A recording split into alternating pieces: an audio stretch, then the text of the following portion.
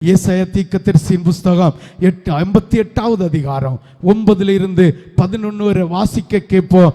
அப்பொழுது விடியற்கால வெளிப்பை போல உன் வெளிச்சம் எழும்பி ஆண்டவராகிய தேவன் உன் பின்னால் அவருடைய மகிமையினால் உன்னை நடத்த வேண்டுமானால் உன்னுடைய நீதி உன்னை முன்னோக்கி கொண்டு போக வேண்டும்.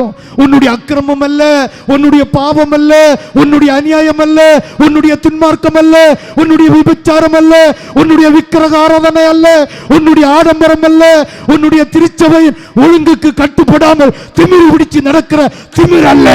கர்த்தருடைய நீதியை நிறைவேற்றுகிற மனுஷ நீதி உன்னை நடத்த வேண்டும்.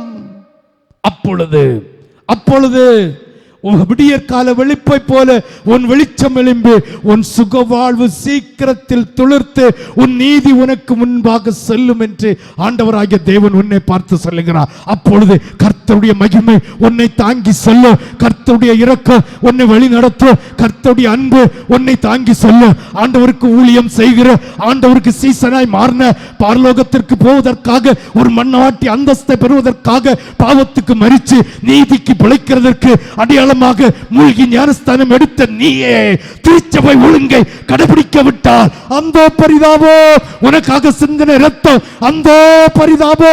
ஆண்டவருடைய இரத்தத்தை குற்றப்படுத்தி ஆண்டவருடைய பரிசுத்த ஆவியை நிந்திக்கிற நீ கர்த்தருடைய சிரசிலே உன் காலால் மிளித்து பாவத்தின் அக்கிரமத்தை நீ சுமந்து கொள்ள ஆயத்தப்படுகிறாய் என்ற அர்த்தம்.